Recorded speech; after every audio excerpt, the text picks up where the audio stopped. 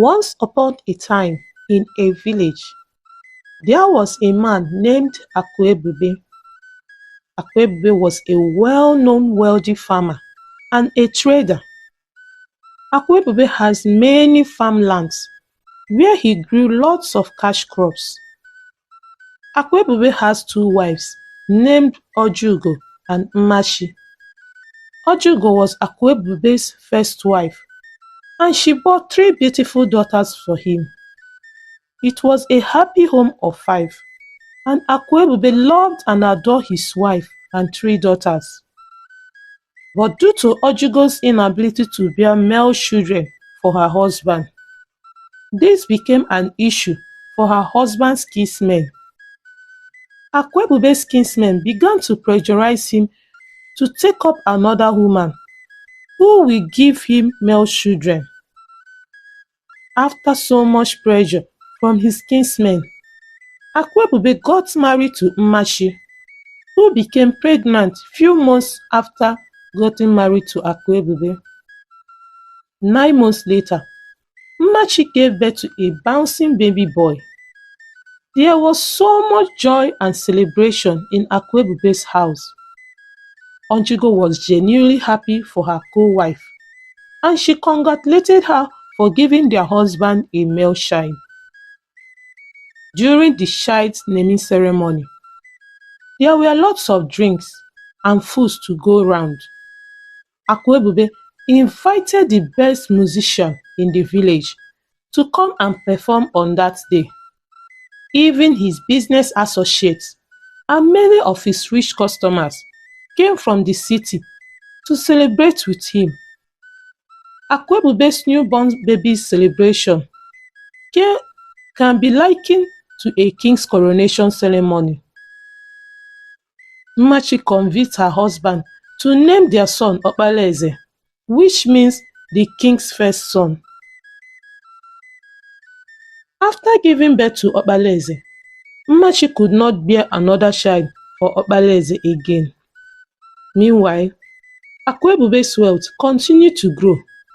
He will harvest yams, coconuts, maize, and many other things from his farms.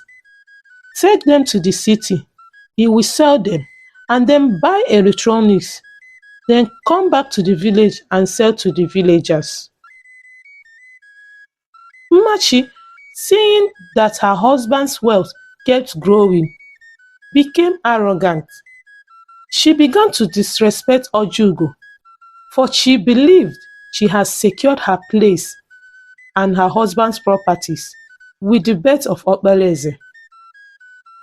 Mmachi made sure she gives Okpalaeze everything he asked for.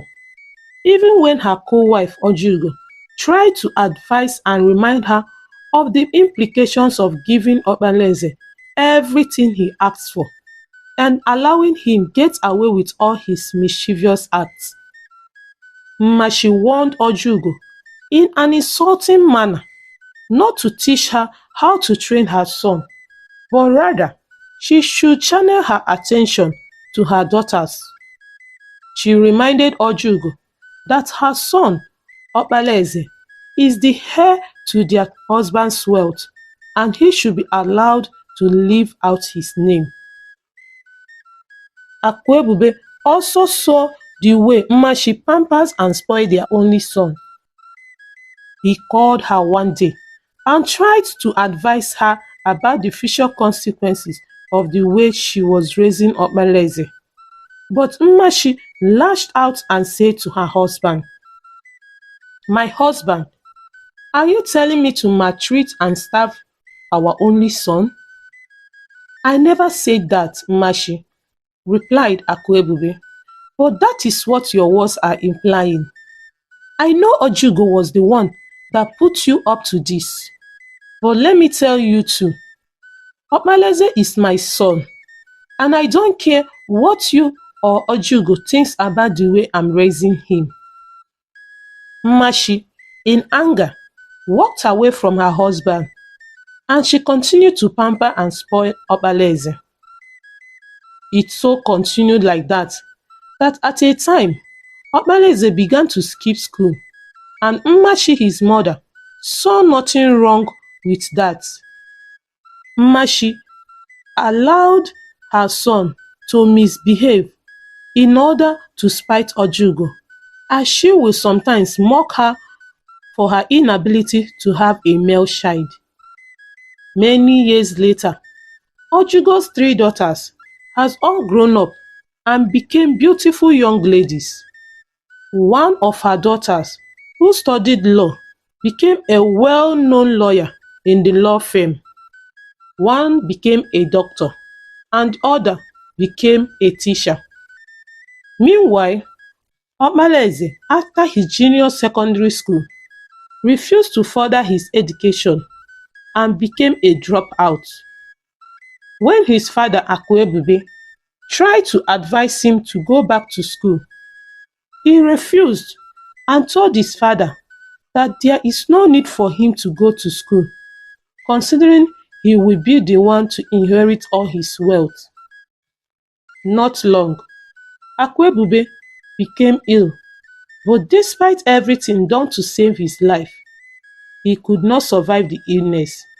His death was a painful thing to his family and to the villagers, for when he was alive, he was a great support and provider to the villagers.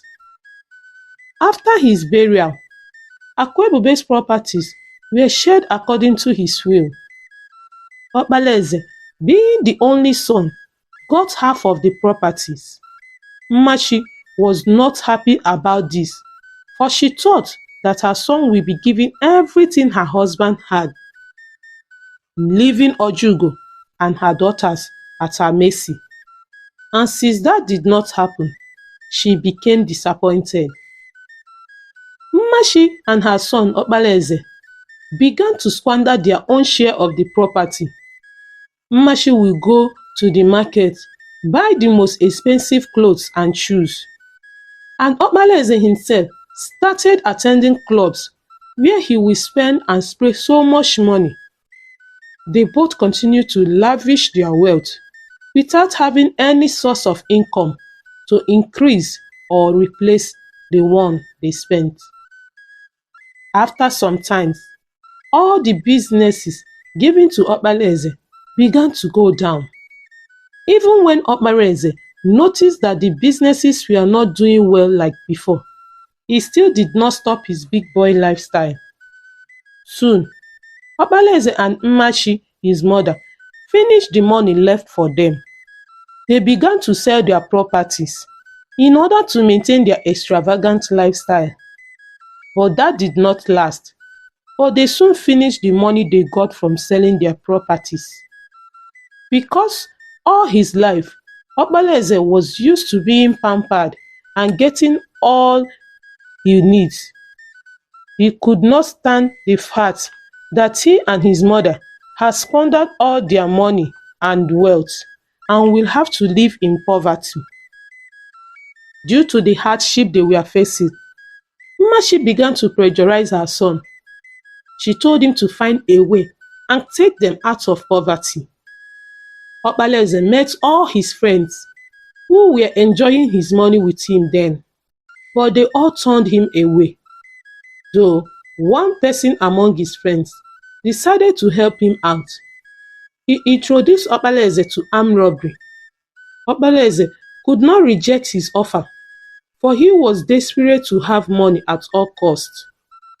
They went to several operations, but luck ran out of them one day. It was the day Okpalaeze and his gang members went to rob the biggest bank in their city. But unfortunately for them, they were caught by the police. Some of Okpalaeze's gang members were shot dead, but Okpalaeze was among the ones caught alive. They were charged to court for robbery and illegal possession of firearms. When Mmachi heard about her son's predicament, she immediately went to Ojugo to ask for her help. She begged Ojugo to talk to her lawyer daughter to take up her son's case.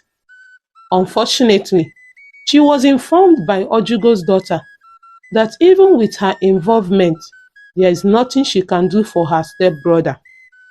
She told Mmachi that her son was caught with illegal firearms, and for that, he will face the punishment according to law. Not long, Obaleze and his gang were tried and they were found guilty for other crimes.